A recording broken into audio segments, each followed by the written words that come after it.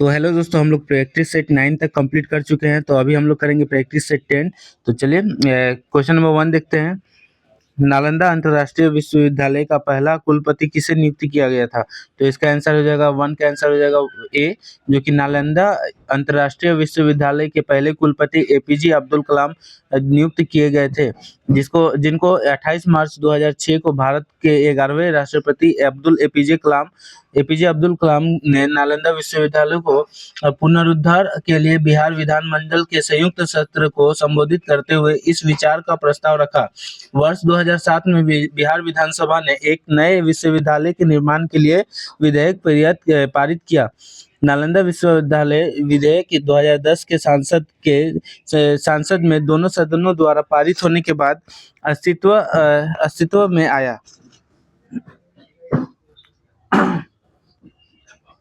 Question number 2, विश्व का सबसे ऊंचा मतदान केंद्र किस राज्य में है?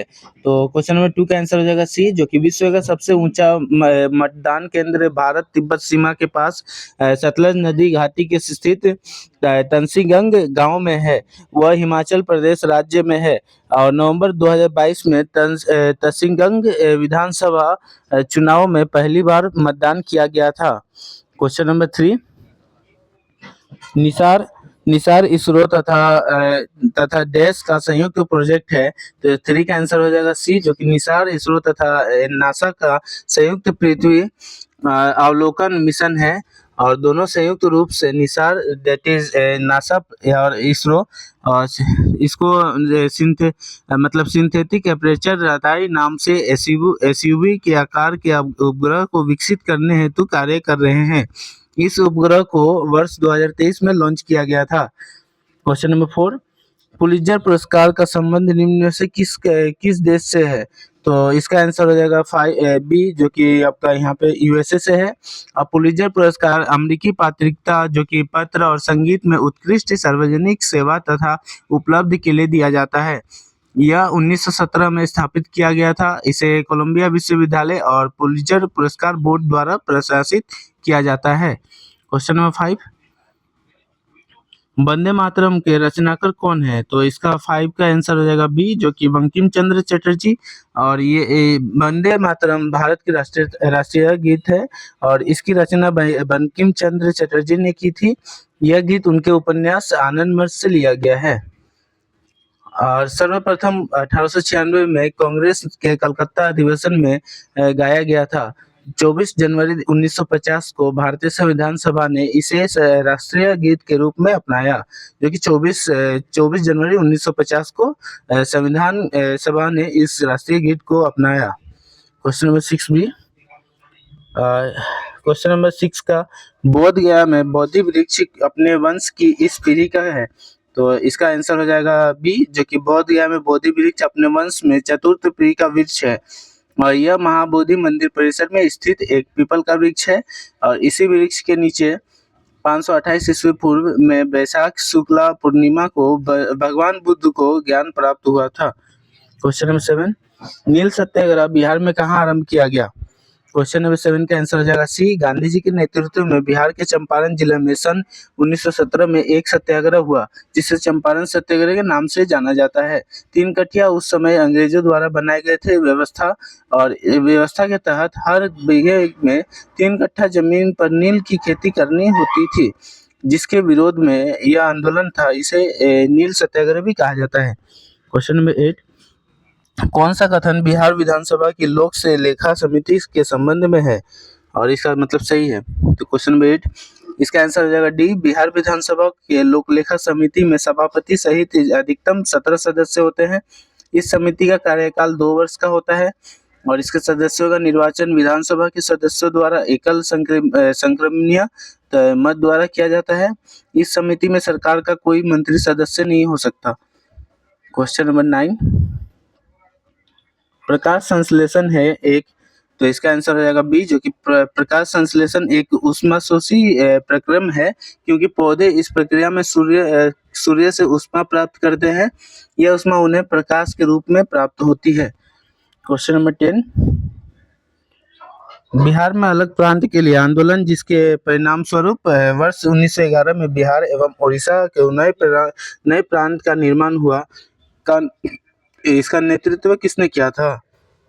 क्वेश्चन नंबर 10 का हो जाएगा सी, बिहार में अलग प्रांत का निर्माण करने के लिए चलाए गए आंदोलन का नेतृत्व डॉक्टर सच्चिदानंद सिन्हा एवं महेश नारायण द्वारा किया गया। जबकि 1911 ईस्वी में केंद्रीय विधान परिषद में बंगाल से बिहार के विभाजन का प्रस्ताव डॉक्टर सच्चिदानंद सिन्हा एवं मोहम्मद अली ने पेश किया था। और संविधान सभा की पहली बैठक 9/12 जो कि 9 दिसंबर 1946 को अध्यक्षता डॉक्टर सच्चिदानंद सिन्हा और यहाँ पे अस्थायी अध्यक्ष थे द्वारा ही की गई थी। क्वेश्चन नंबर 11, मेढक का टेडपोल किस रूप से अनुकूलित होता है? किस रूप में अनुकूलित होता है? तो इसका आंसर हो जाएगा बी, जो कि टेडपोल मेढक के जीवन चक्र का चरण होता है जब वह अंडे से निकलते हैं और उनके गलफरे व पूंछ भी होती है, और यह एमोनोटिलेक के रूप में अनुकूलित होता है तथा नाइट्रोजन युक्त अपशिष्ट को घुलनशील अमोनिया के रूप में उत्सर्जित करता है। तो इसका आंसर बी हो जाएगा 11 का, जो कि एमोनोटेंटिलेक है। और क्वेश्चन नंबर 12, संपीड़ित प्राकृतिक गैस कौन सी गैस होती है? तो क्वेश्चन नंबर 12 का आंसर हो जाएगा बी, जो कि संपीड़ित प्राकृतिक गैस जो कि सीएनजी, इसका आपका यहाँ पे जो फुल फॉर्म होगा सीएनजी का कंप्रेस्ड नेचुरल गैस, प्राकृतिक गैस का ही संपीड़ित जो कि कंप्रेस्ड रूप में, जिसे मुख्यतः पर्यावरण के अनुकूल वैकल्पिक और ऑटोमोटिव ईंधन के रूप में प्रयोग किया जाता है। और सीएनजी में लगभग 80 से 90% मीथेन जो कि CH4 गैस होती है, जबकि एलपीजी तरल प्राकृतिक गैस है जिसमें सर्वाधिक मात्रा में आपका ब्यूटेन जो कि 50% गैस होती है। क्वेश्चन नंबर 13, तो सूर्य में उपस्थित नाभिकीय ईंधन है। तो 13 का आंसर हो जाएगा सी, जो कि सूर्य में नाभिकीय ईंधन के रूप में उपस्थित हाइड्रोजन नाभिकीय संलयन की अभिक्रिया द्वारा हाइड्रोजन के 2 परमाणु नाभिक एक साथ मिलकर हेलियम का नाभिक बनाते हैं। तो 13 का आंसर सी है, जो कि हाइड्रोजन। क्वेश्चन नंबर 14, पीतल, जर्मन सिल्वर और गन मेटल तांबे को मिश्र धातु है। तांबे को अतिरिक्त कौन सा धातु इन तीनों में पाई जाती है? तो इसका आंसर हो जाएगा आपका 14 का आंसर होगा ए, जो कि जस्ता। और पीतल, जर्मन सिल्वर और गन मेटल में तांबे के अतिरिक्त जस्ता भी पाया जाता है।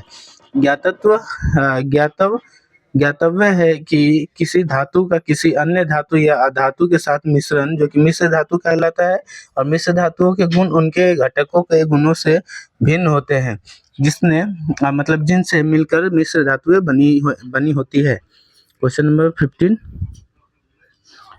एक लोहे चुंबकीय पदार्थ की चुंबकीय सुग्राहिता के बारे में क्या सत्य है? क्वेश्चन नंबर 15 का आंसर हो जाएगा बी, जो कि वे पदार्थ जो मजबूत चुंबकीय प्रभाव प्रदर्शित करता है लोह चुंबकीय पदार्थ कहलाते हैं, और इन पदार्थों को चुंबकीय सुग्रहिता अधिक होती है। क्वेश्चन नंबर 16, नेत्र का कौन सा भाग उसके अंदर प्रवेश करने वाले प्रकाश को नियंत्रित करता है? तो इसका 16 का आंसर हो जाएगा आपका डी, जो कि परितारिका होता है। और नेत्र का परितारिका, जिसको इरिस भी बोलते हैं इंग्लिश में, तो भाग्य नेत्र में प्रवेश करने वाले प्रकाश को नियंत्रित करता है। और ये परितारिता जो कि इरिस के मध्य भाग को पुतली जो कि पुपिल कहा जाता है। और नेत्र का रंग आइरिस पर निर्भर करता है। नेत्र दानकर्ता द्वारा आंख की कॉर्निया का दान किया जाता है। क्वेश्चन नंबर 17, किसी बंदूक का प्रतिक्षेप एक उदाहरण है।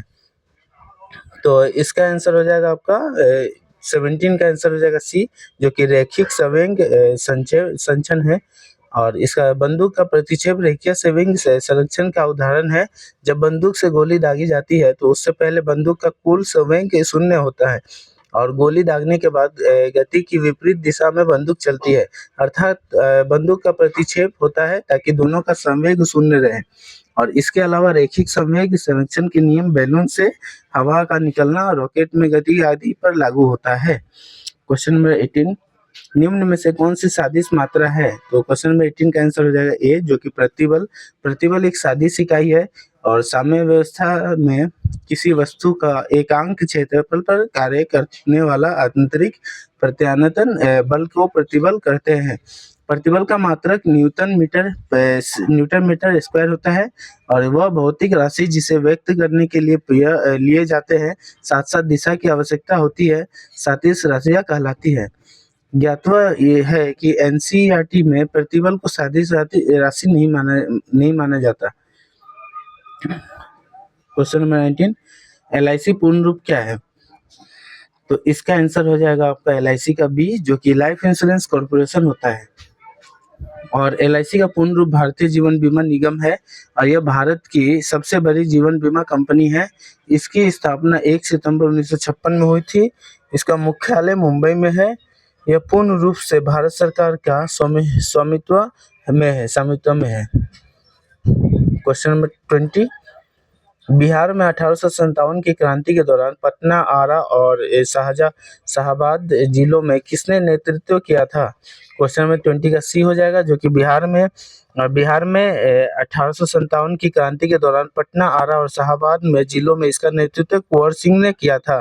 कुंवर सिंह आरा के शाही राजपूत घराने के जमींदार थे। कुंवर सिंह गोरिल्ला युद्ध के लिए जाने जाते थे और 26 अप्रैल 1858 में इनका निधन हो गया। भारत सरकार द्वारा इन्हें सम्मान में 23 अप्रैल 1966 को एक स्मारक डाक टिकट जारी किया था। क्वेश्चन नंबर 21, भारत में किस राज्य की साक्षरता दर न्यूनतम है? तो इसका आंसर हो जाएगा ए, बिहार। और भारत में बिहार राज्य की साक्षरता दर न्यूनतम है। वर्ष 2011 की जनगणना के अनुसार बिहार की कुल साक्षरता दर 61.8 है और इसमें पुरुष साक्षरता दर 71.2 है तथा महिला साक्षरता दर 51.5 है। उल्लेखनीय है कि केरल देश का सर्वाधिक साक्षरता दर है 94% वाला, और अभी लेकिन 2023-24 का हिसाब से मिजोरम हो गया। तो क्वेश्चन नंबर 22, राज्य के नीति निर्देशक सिद्धांतों के निम्नलिखित अनुच्छेदों में से कौन सा अंतर्राष्ट्रीय शांति और सुरक्षा से संबंधित है? तो क्वेश्चन नंबर 22 का आंसर हो जाएगा ए, भारतीय संविधान के भाग 4 में अनुच्छेद 36 से 51 में नीति निर्देशक सिद्धांतों के बारे में बताया गया है। अनुच्छेद 51 अंतर्राष्ट्रीय शांति और सुरक्षा, अनुच्छेद 48 कृषि और पशुपालन का आधुनिक एवं वैज्ञानिक प्रणालियों का आधार पर संगठन, और अनुच्छेद 42 में कार्य कराने और न्याय संगत एवं मनुचित दिशाएं, और अनुच्छेद 39 में समान न्याय और निःशुल्क विधि के सहायता से संबंधित है। तो ये आप लोग समझ गए होंगे। तो 22 का आंसर हो जाएगा ए। क्वेश्चन नंबर 23, पंचवर्षीय योजना को स्वीकृति देने वाला सर्वोच्च निकाय है। तो इसका 23 का आंसर हो जाएगा सी, जो कि पंचवर्षीय योजना को स्वीकृति देने वाला सर्वोच्च निकाय राष्ट्रीय विकास परिषद है। इस निकाय की स्थापना नियोगी समिति की संतुष्टि पर 6 अगस्त 1952 को एक प्रस्ताव द्वारा गैर संवैधानिक निकाय के रूप में हुई।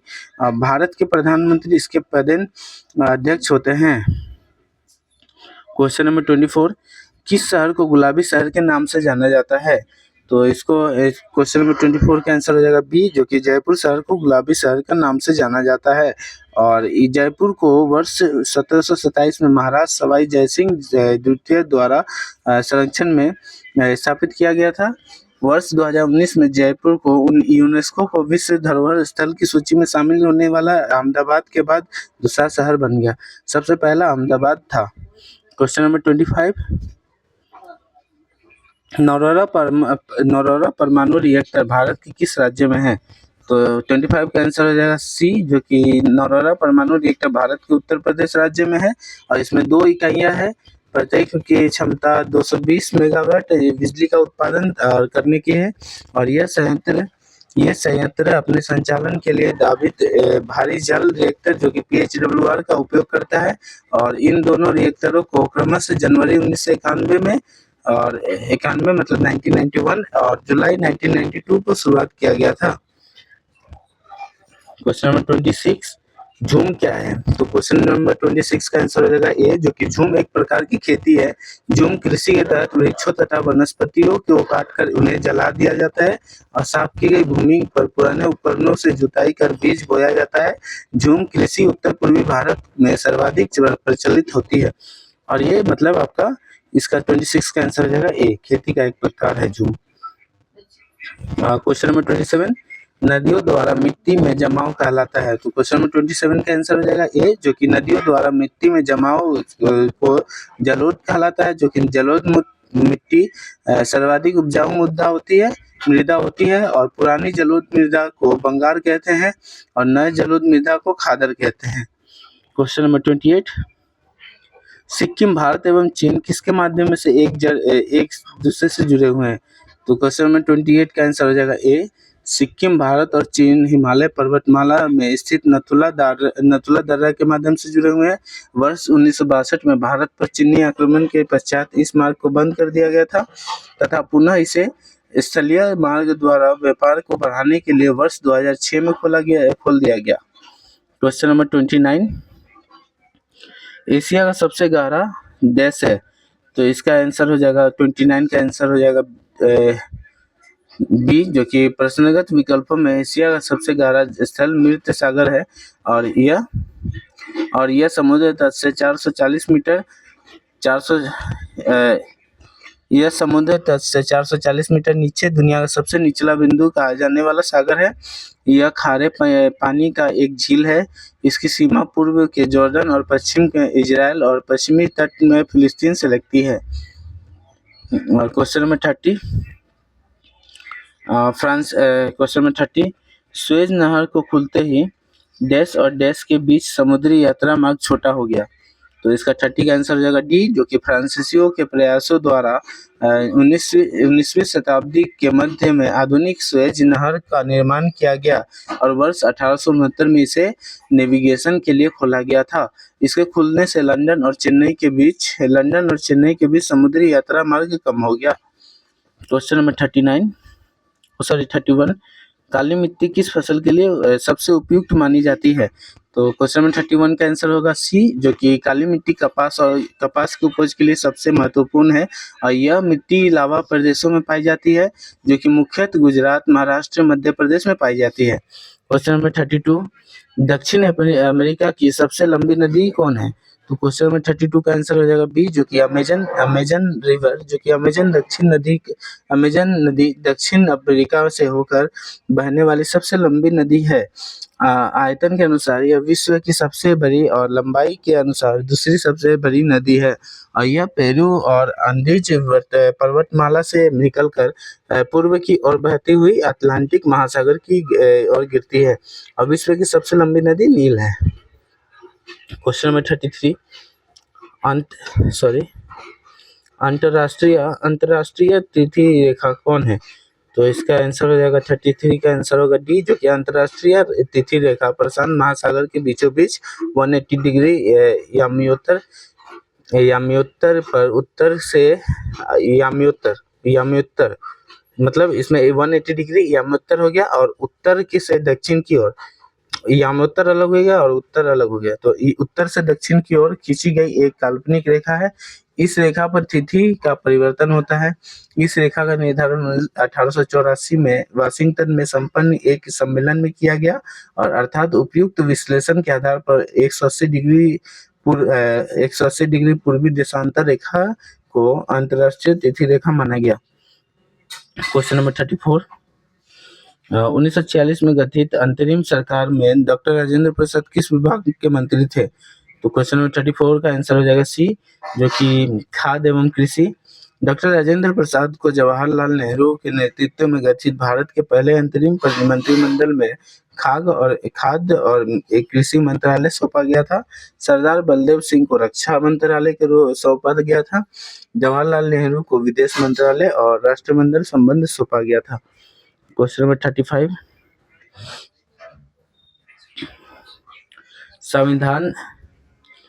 संविधान निर्माता परिषद की झंडा समिति के अध्यक्ष कौन थे? तो क्वेश्चन नंबर इसका 35 का आंसर हो जाएगा बी, जो कि भारतीय इतिहास में 2 झंडा समितियों का विशेष रूप से उल्लेख मिलता है।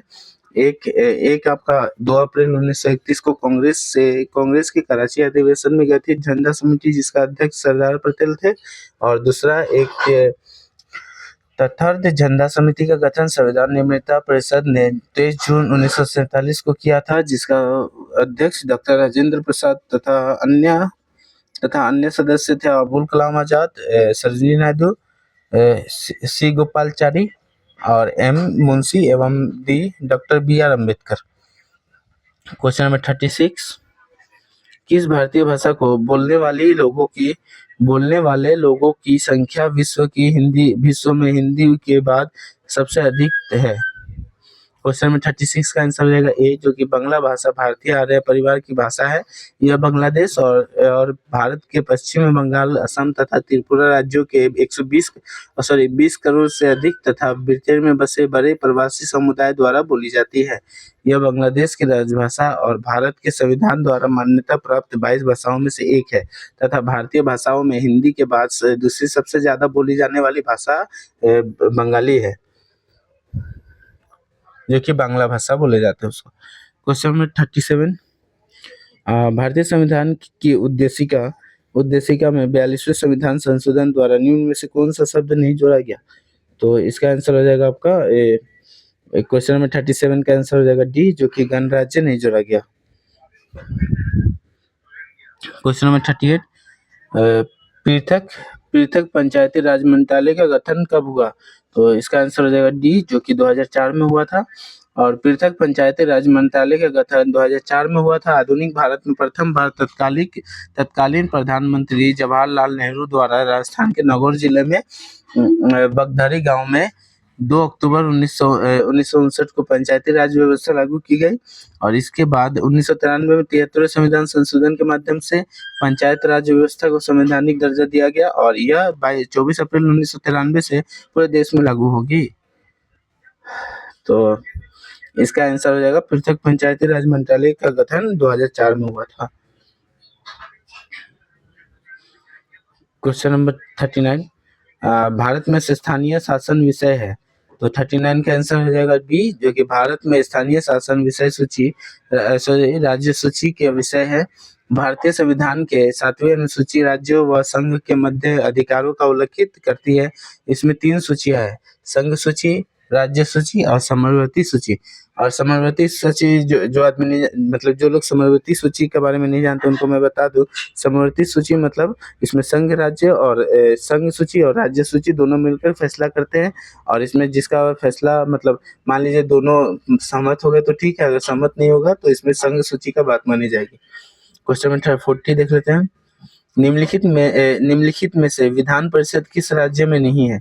तो इसका आंसर हो जाएगा आपका इसका कर्नाटक में है, उत्तर बिहार में है, उत्तर प्रदेश में है, बिहार में है। तो इसका आंसर हो जाएगा सी, जो कि गुजरात में नहीं है। भारतीय संविधान के अनुच्छेद 169 में राज्यों में विधानसभा के अतिरिक्त विधान परिषद का भी उल्लेख किया गया है। वर्तमान में 6 राज्यों का विधान परिषद है। यह 6 राज्य आंध्र प्रदेश, तेलंगाना, कर्नाटक, महाराष्ट्र, उत्तर प्रदेश तथा बिहार है। क्वेश्चन नंबर 41, देश की प्रथम महिला मुख्य निर्वाचन आयुक्त थी। तो इसका आंसर हो जाएगा क्वेश्चन नंबर 41 का आंसर सी हो जाएगा, जो कि वी.एस. रमा देवी है। और देश की प्रथम महिला मुख्य निर्वाचन आयुक्त वी.एस. रमा देवी थी। उनका कार्यकाल 26 नवंबर 1990 से 11 दिसंबर 1990 की अल्पावधि तक रहा था और ये रहा था। अब भारत का मुख्य निर्वाचन अधिकारी अपनी शक्ति संविधान के अनुच्छेद 324 से प्राप्त करता है तथा स्वतंत्र एवं निष्पक्ष चुनावों को संपन्न कराने का दायित्व निभाता है। वर्तमान में भारत के 26वें मुख्य चुनाव आयुक्त ज्ञानेश कुमार 18 फरवरी 2025 से है। क्वेश्चन नंबर 42, ब्रिटिश संसद के लिए चुनाव जीतने वाले प्रथम भारतीय कौन थे? तो क्वेश्चन नंबर 42 का आंसर हो जाएगा सी, जो कि ब्रिटिश संसद के लिए चुनाव जीतने वाले प्रथम भारतीय दादा भाई नौरोजी थे। दादा भाई नौरोजी 1892 में ब्रिटेन के आम चुनाव में लिबरल पार्टी के टिकट पर फिन्सबरी सेंटर से जीतकर ब्रिटिश संसद में पहुंचने वाला भारतीय मूल के पहले सांसद बने थे। ब्रिटेन के हाउस ऑफ कॉमन्स के लिए चुनाव लड़ने वाला प्रथम भारतीय उमेश चंद्र बनर्जी थे, लेकिन वे जीत नहीं सके। क्वेश्चन नंबर 43, पंचायत की जागीर बिहार में एक भाग के रूप में निश्चित ही वर्णित है। तो इसका 43 का आंसर हो जाएगा सी, जो कि मुगल बादशाह शाहजहां के दरबारी इतिहासकार अब्दुल हमीद लाहौरी ने पातशाहनामा लिखी थी और जिसमें पंचायत की जागीर पंचायत की जागीर को बिहार का अधीन एक भाग के रूप में दिखाया गया है। बादशाहनामा में मुगल बादशाह शाहजहां के शासनकाल का प्रामाणिक इतिहास माना जाता है। इसमें शाहजहां का संपूर्ण वृत्तांत लिखा हुआ है। तो इसका क्वेश्चन नंबर 44 देख लेते हैं। निम्नलिखित में से किसने रॉलेट एक्ट का काला कानून कहा था? क्वेश्चन नंबर 44 का आंसर हो जाएगा बी। वर्ष 1918 में सर सिडनी रॉलेट की अध्यक्षता में भारत में बढ़ते राष्ट्रवादी भावना तथा क्रांतिकारी गतिविधियों को और उभरते आंदोलन को दबाने के लिए एक कमेटी का गठन किया गया, जिसकी संतुष्टि के आधार पर ब्रिटिश सरकार द्वारा मार्च 1919 में रॉलेट एक्ट लागू किया गया। इस एक्ट के लागू होते ही देश में व्यापक विरोध प्रदर्शन शुरू हो गए, क्योंकि इस एक्ट के तहत मजिस्ट्रेट को यह अधिकार दे दिया गया है कि वह किसी भी व्यक्ति को संदेह के आधार पर गिरफ्तार कर उस पर मुकदमा चला सकता था और तथा उसे अनिश्चित काल के लिए कारावास में बंद कर सकता था।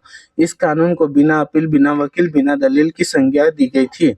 महात्मा गांधी ने इसे कानून को काला कानून कहा था और इसका आंसर रहेगा आपका यहाँ पे एम के गांधी, और जो कि महात्मा गांधी मोहनदास करमचंद गांधी एम के गांधी हो जाएगा। क्वेश्चन नंबर 45, महात्मा गांधी का राम राज्य के युगल सिद्धांत कौन से थे? क्वेश्चन नंबर 45 का आंसर हो जाएगा डी, जो कि सत्य व अहिंसा। तो सत्य व अहिंसा महात्मा गांधी के राम राज्य युगल सिद्धांत थे। उन्होंने सत्य व अहिंसा जैसे सिद्धांतों की प्रेरणा भगवत गीता से ली और इसके अतिरिक्त वे जॉन रस्किन की पुस्तक अनटू द लास्ट से भी काफी प्रेरित थे। क्वेश्चन नंबर 46,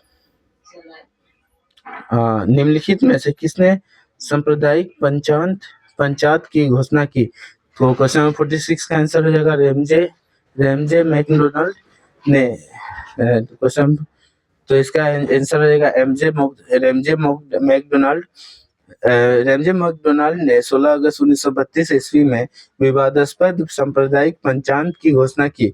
इसके अनुसार दलितों को हिंदुओं से अलग मानकर उन्हें अलग प्रतिनिधित्व देने को कहा गया और दलित वर्गों के लिए अलग निर्वाचन मंडल का प्रावधान किया गया। क्वेश्चन नंबर 47, महात्मा गांधी ने कौन सी पत्रिका शुरू की? तो इसका आंसर हो जाएगा आपका देखिए हरिजन हो जाएगा 47 का सी, जो कि महात्मा गांधी जिनका पूरा नाम मोहनदास करमचंद गांधी है, इनको राष्ट्रीय पिता के नाम से भी जाना जाता है। इन्होंने 1933 ईस्वी में हरिजन नामक साप्ताहिक पत्रिका की शुरुआत की थी। इसका मुख्य उद्देश्य व्यापक रूप से जनता को शिक्षा देने, समाज की समस्याओं पर चर्चा करने और स्वराज्य के लिए लोगों को प्रेरित करने के लिए था। शिवाजी को किसने कैद कर लिया था? तो क्वेश्चन नंबर 48 का आंसर हो जाएगा सी, जो कि पुरंदर संधि 22 जून 1665 ईस्वी को शिवाजी और औरंगजेब के सेनापति राजा जयसिंह के बीच हुई। संधि के पश्चात राजा जयसिंह के पुत्र राम सिंह की सुरक्षा गारंटी के उपरांत शिवाजी 12 मई 1666 ईस्वी को आगरा दरबार में पहुंचे थे। इन्हें दरबार में 5000 के मनसबदारों ने लाइन में खड़ा किया गया और इससे वह नाराज हो गए और परिणाम स्वरूप औरंगजेब के कहने पर शिवाजी को जयपुर महल आगरा में बंदी बना लिया गया, जहां से वे 16 अगस्त 1666 को भाग निकले। क्वेश्चन नंबर 49, हनूज दिल्ली दुरस्त अभी दिल्ली दूर है किसने कहा है? तो क्वेश्चन नंबर 49 का आंसर हो जाएगा डी, जो कि हजरत निजामुद्दीन औलिया चिश्ती संप्रदाय के चौथे संत थे। इन्होंने दिल्ली सल्तनत के शासक गियासुद्दीन तुगलक द्वारा दान देने की धमकी पर हनूज दिल्ली दुरस्त है, जो कि हनूज दिल्ली दुरस्त है दिल्ली अभी दूर है कहा था। इस दौरान वह बंगाल से दिल्ली आ रहे थे।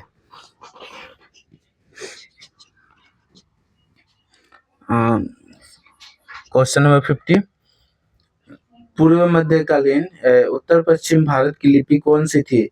तो क्वेश्चन नंबर 50 का आंसर हो जाएगा बी, जो कि पूर्व मध्यकालीन उत्तर पश्चिम भारत की लिपि शारदा थी।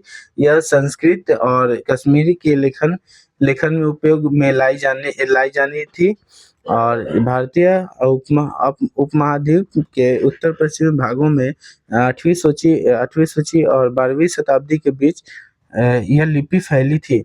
मूल शारदा लिपि 10वीं शताब्दी और आसपास के कुटिल लिपि से निकली है और इसका प्रचार कश्मीर तथा पंजाब में हो रहा था। क्वेश्चन नंबर 51, पानीपत के तृतीय युद्ध में कौन सा मुगल बादशाह मराठों के संरक्षण में आ गया था? तो क्वेश्चन 51 का आंसर हो जाएगा ए, जो कि पानीपत के तृतीय युद्ध में मुगल बादशाह शाह आलम द्वितीय मराठों के संरक्षण में आ गया था। और पानीपत का तीसरा युद्ध मराठा सेनापति से सदाशिव राव भाऊ और अहमद शाह अब्दाली के बीच 14 जनवरी 1761 में पानीपत के मैदान में हुआ था, जो वर्तमान समय में हरियाणा में है। युद्ध के समय मराठा पेशवा बालाजी बाजीराव थे। पानीपत के तृतीय युद्ध में मराठों की हार हुई और इस हार को नहीं सह पाने के कारण बालाजी की मृत्यु 1761 ईस्वी में हो गई। क्वेश्चन नंबर 52, रामानुजाचार्य किससे संबंधित है?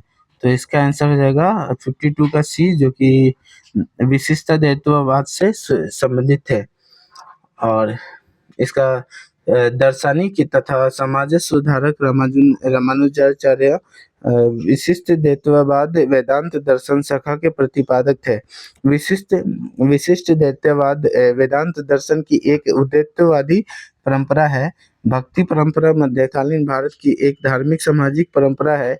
इसको प्रारंभ करने का श्रेय रामानुज को दिया जाता है, जबकि इसको दक्षिण भारत से उत्तर भारत तक लाने का श्रेय रामानंद को दिया जाता है।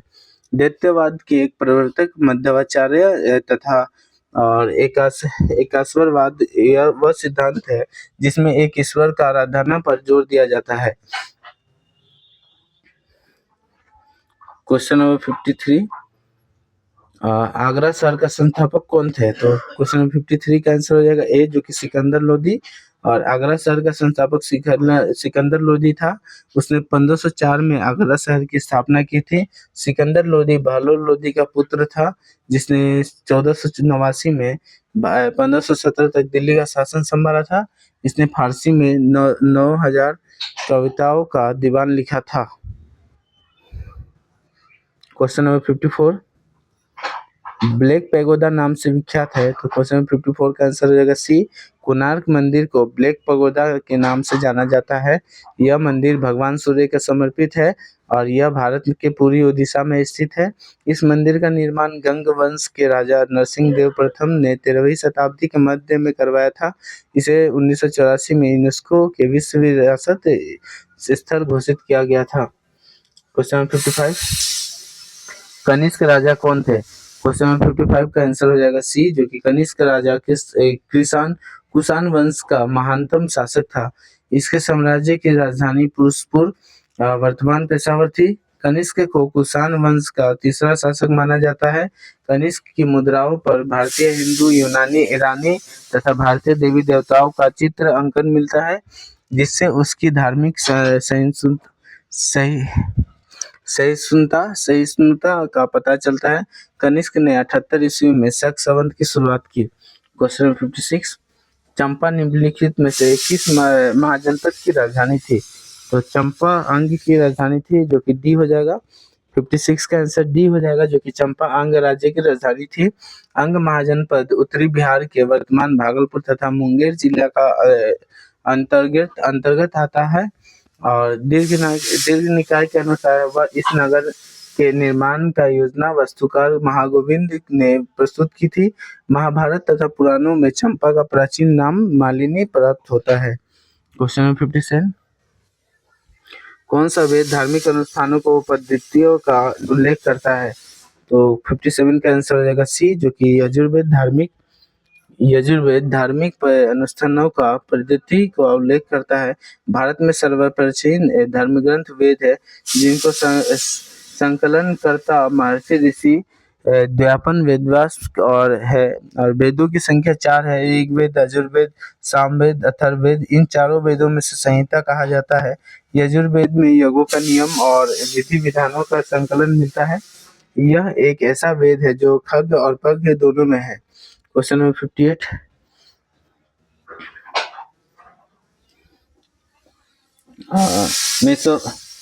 मेसोपोटामिया में अभिप्राय है। तो इसका 58 का आंसर हो जाएगा ए, मेसोपोटामिया में अभिप्राय दर्जला फरात नदियों के बीच का उपजाऊ धरती से है। इसे कांस्ययुगीन सभ्यता का उद्गम स्थल माना जाता है। क्वेश्चन नंबर 59, भारत में पहली बार हुए सर्वेक्षण के अनुसार डॉल्फिन की संख्या कितनी दर्ज की गई थी? तो इसका आंसर 59 का आंसर हो जाएगा आपका बी, जो कि 6323 थे। क्वेश्चन नंबर 60, प्रत्येक वर्ष राष्ट्रीय प्रौद्योगिकी दिवस कब मनाया जाता है? तो क्वेश्चन नंबर 60 का आंसर हो जाएगा डी, जो कि राष्ट्रीय प्रौद्योगिकों का दिवस हर साल 11 मई को भारत सरकार द्वारा मनाया जाता है। यह दिवस राष्ट्र के वैज्ञानिकों के प्रति गर्व और कृतज्ञता व्यक्त करने का तथा वर्ष 1998 में पोखरण परीक्षण को याद करने के लिए उपलक्ष्य माना जाता है। तो अभी क्वेश्चन नंबर 60 तक कंप्लीट हो चुका है, जो कि जीके जीएस का पार्ट था। और अब हम लोग करेंगे मोटर वाहन अधिनियम एवं नियमावली तथा यातायात नियम का एवं संकेत। तो चलिए शुरू करते हैं। तो क्वेश्चन नंबर 61 देख लेते हैं, ड्राइविंग करते समय किन बातों का ध्यान रखना चाहिए? तो क्वेश्चन नंबर 61 का आंसर हो जाएगा सी, जो कि आपका ड्राइविंग करते समय इन बातों का ध्यान रखना चाहिए, जैसे कि देखे, सोचे और करे। क्वेश्चन नंबर 62, गाड़ी चलाते समय चौराहे पर पहुंचने से पहले। तो क्वेश्चन नंबर 62 का आंसर हो जाएगा ए, जो कि आपको काफी पहले से ही अपनी लेन चुन लेनी चाहिए, और मतलब जो जिस तरह से आपको जिस साइड से जाना है वो पहले ही चुन लेना चाहिए, जो कि आपका दिशा निर्देश हो। तो क्वेश्चन नंबर 63 देख लेते हैं, निम्न संकेत दर्शाता है। तो 63 का आंसर हो जाएगा बी, जो कि रुकिए दर्शाता है। क्वेश्चन नंबर 64, कौन सा चिन्ह बताता है कि बाजू का दायां मोड़ है? तो क्वेश्चन नंबर यहाँ पे आपका 64 का होगा, 64 का होगा बी, जो कि आपका ये आपका दिखाता है कि आपको बाजू मुड़ना है। क्वेश्चन नंबर 65, यू टर्न वर्जित है के लिए यातायात चिन्ह कौन सा है? तो इसका आंसर हो जाएगा ए, और 65 का ए। क्वेश्चन नंबर 66, किसी लंबे दौरे पर जाते समय ड्राइवर को अपने साथ आवश्यक रूप से क्या रखना चाहिए? तो क्वेश्चन नंबर 66 का आंसर हो जाएगा बी, जो कि ड्राइविंग लाइसेंस और रजिस्ट्रेशन बुक रखना ही चाहिए। क्वेश्चन नंबर 67, आप ड्राइविंग लाइसेंस के लिए आवेदन कर सकते हैं लर्निंग लाइसेंस जारी होने की 120 उपरांत। तो यहाँ पे देखिए इसका आंसर हो जाएगा 67 का आंसर हो जाएगा बी, जो कि आप लोग लर्निंग लाइसेंस जारी होने के 30 दिन उपरांत किंतु 6 माह में आप बना सकते हैं। क्वेश्चन नंबर 68 का, एक मालवाहक ट्रक जो कि गुड्स व्हीकल बिहार से झारखंड जा रहा है, ट्रक के केबिन में चालक के अलावा कितने और व्यक्ति बैठ सकते हैं? तो इसका आंसर देखिए, केबिन में चालक के अलावा किसी को बैठने की अनुमति नहीं, जिनकी व्यक्ति पर मतलब कुछ। इसका आंसर हो जाएगा सी, 68 का, सॉरी ए हो जाएगा, केवल एक व्यक्ति। क्वेश्चन नंबर 69, वाणिज्यिक वाहन लाइसेंस के लिए आवेदन करने हेतु निम्नलिखित में से कौन सा प्रमाण पत्र अनिवार्य है? क्वेश्चन नंबर 69 का आंसर सी हो, जो कि चिकित्सकीय प्रमाण पत्र चाहिए। क्वेश्चन नंबर 70, मोटर वाहन अधिनियम के तहत वैध लाइसेंस के बिना वाहन चलाने वाले व्यक्ति के लिए अधिकतम जुर्माना हो सकता है। तो इसका 70 का आंसर हो जाएगा आपका सी, जो कि 5000 होगा। एक व्यापार प्रमाण पत्र सर्टिफिकेट जारी होने की तारीख से कितने पहले तक लिए वैध होता है? तो इसका 71 का आंसर हो जाएगा बी, जो कि आप 12 महीने तक ले सकते हैं।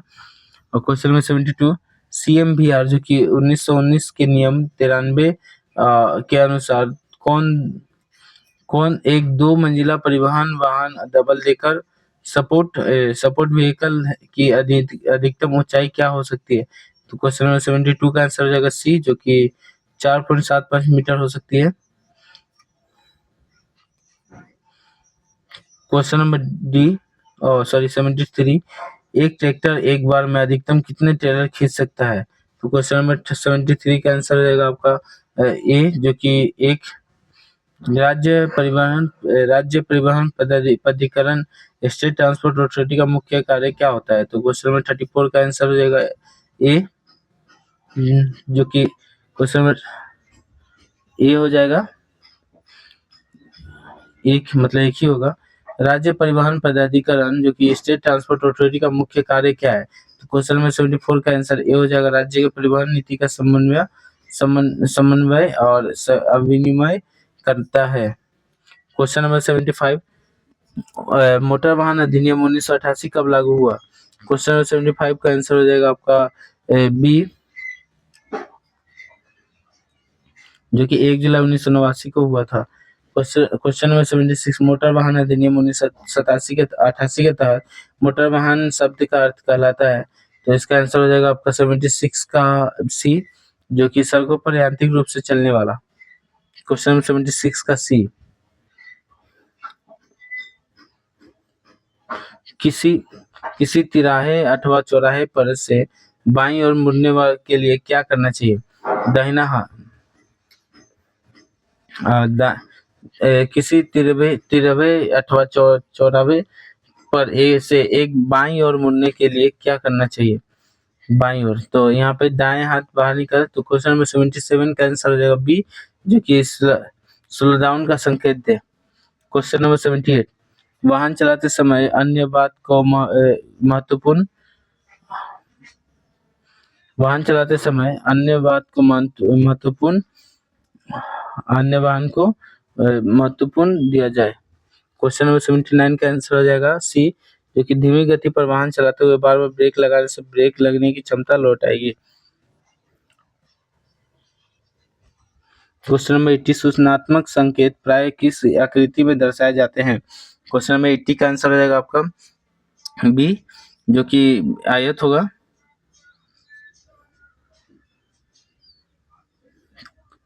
तो हम लोग क्वेश्चन नंबर 80 तक कंप्लीट कर चुके हैं। तो अभी हम लोग करेंगे वाहनों के पार्ट पुर्जे, लुब्रिकेशन और रखरखाव के बारे में, जो कि 20 मार्क का होगा। तो चलिए क्वेश्चन नंबर 81 शुरू करते हैं। तो क्वेश्चन नंबर 81 में आपका है मल्टीप्लेट क्लच हॉर्न ध्वनि उत्पन्न नहीं करता है, इसका संभावित कारण कौन सा है? तो क्वेश्चन नंबर 81 का आंसर हो जाएगा डी, जो कि उपरोक्त सभी जैसे स्विच खराब होना, हॉर्न पॉइंट का दुष्योक्त हो जाना, बैटरी निम्न या शून्य होना, तो ये सब उपरोक्त सभी यहाँ पे मतलब यहाँ पे डिफेक्ट कहलाता है। क्वेश्चन नंबर 83, ज्यादातर कारों में किस व्हील का प्रयोग करते हैं? तो इसका आंसर हो जाएगा 83 का आंसर हो जाएगा बी, जो कि यहाँ पे आपका रियर एक्सल होता है। क्वेश्चन नंबर 84, क्राउन व्हील का पिनियन को कहते हैं, तो इसका 84 का आंसर हो जाएगा सी, जो कि फाइनल ड्राइव कहते हैं। गियरबॉक्स तक आ गए इंजन गियरबॉक्स तक आई इंजन शक्ति किस के द्वारा डिफरेंशियल तक की जाती है? तो क्वेश्चन नंबर 85 का आंसर रहेगा सी, जो कि प्रोपेलर शाफ्ट है। और क्वेश्चन नंबर 86, ठंड इंजन को चालू करने के लिए कैसे मिक्सचर की जरूरत होती है? क्वेश्चन नंबर 86 का आंसर हो जाएगा आपका इंजन का चालू करने के लिए रिच मिक्सचर का जरूरत होती है। पेट्रोल इंजन में पेट्रोल एवं हवा 5:1 से और 22:1 के अनुपात में होता है। क्वेश्चन नंबर 87, बैटरी के अंदर शॉर्ट सर्किट का कारण क्या होता है? तो प्लेटों का खराब होना 87 का आंसर देख लीजिए। तो जब विभाजक सेपरेटर खराब हो जाता है तो बैटरी जब विभाजक सेपरेटर खराब हो जाता है तो बैटरी के अंदर शॉर्ट सर्किट होने लगता है। बैटरी को नेगेटिव तथा पॉजिटिव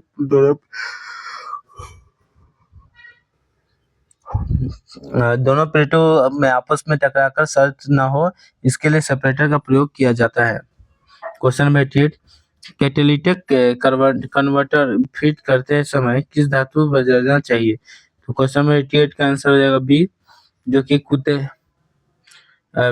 कैटेलिटिक कन्वर्टर फिट करते समय लेड धातु से बचना चाहिए। कैटेलिटिक कन्वर्टर एग्जॉस्ट प्रणाली का एक ऐसा भाग है जो जहरीली गैसों से निजात या बचती है। क्वेश्चन नंबर 89, वाल्व कैसे खुलता और बंद होता है? तो क्वेश्चन नंबर 89 का आंसर हो जाएगा ए, जो कि वाल्व कैम द्वारा खुलता है और स्प्रिंग द्वारा बंद हो जाता है।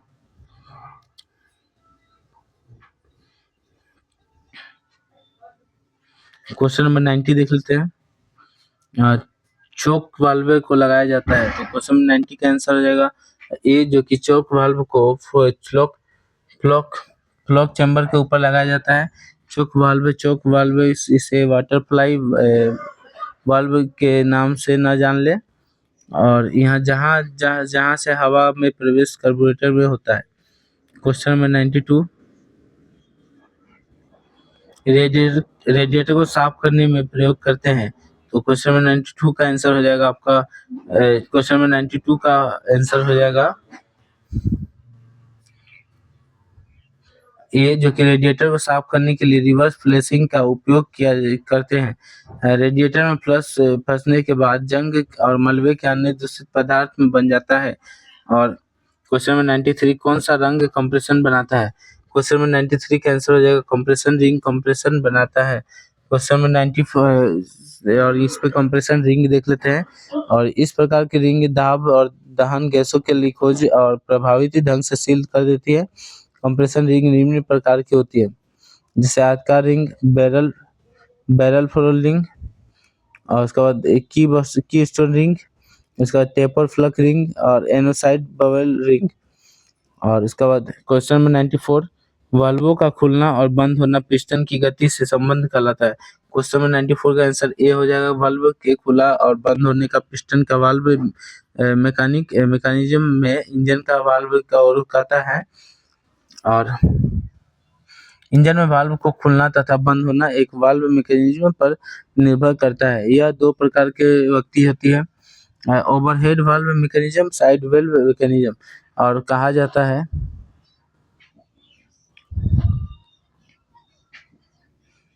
तो क्वेश्चन नंबर 19, क्वेश्चन नंबर 95, तो पेट्रोल इंजन की तुलना में डीजल इंजन का स्पीडन नियंत्रण होता है, अनुपात नियंत्रण होता है। क्वेश्चन नंबर 58 का आंसर हो जाएगा 96। और सॉरी, क्वेश्चन नंबर 96 का आंसर हो जाएगा, निम्नलिखित में से कौन सा पार्ट इंजन एग्जॉस्ट प्रणाली का नहीं है? तो इसका आंसर हो जाएगा 96 का आंसर हो जाएगा सी, जो कि हैंड पंप एग्जामिनर प्रणाली का एक पार्ट नहीं है। एग्जॉस्ट प्रणाली के निम्नलिखित पार्ट्स होते हैं, सिलेंडर हेड व एग्जॉस्ट वाल्व्स को पोर्ट से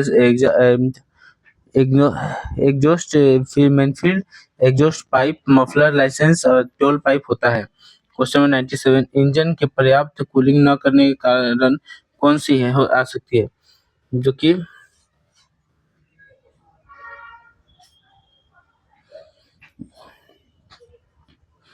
एक लुब्रिकेटिंग ऑयल की अति महत्वपूर्ण विदेश ने उसकी डेश 98 पे, जो कि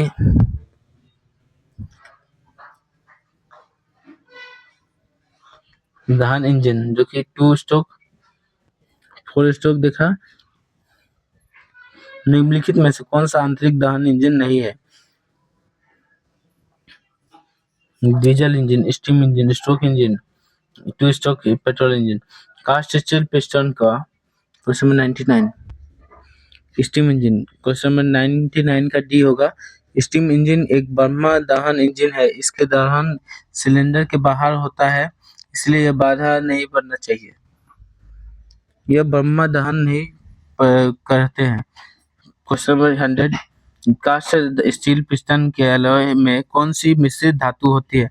तो इसका 100 का आंसर हो जाएगा, कास्ट स्टील पिस्टन में एलॉय की कॉपर मिश्रित धातु होती है, और ये आपका यहाँ पे एलॉय बनता है। तो आशा करता हूँ आप लोग को ये पसंद आ गया होगा। और ये हम लोग अभी प्रैक्टिस सेट 10 कंप्लीट कर चुके हैं, और अभी हम लोग का और 15 प्रैक्टिस सेट बचा हुआ है, तो देखते हैं कंप्लीट होता है कि नहीं। फिर मिलते हैं अगली वीडियो में। जय हिंद।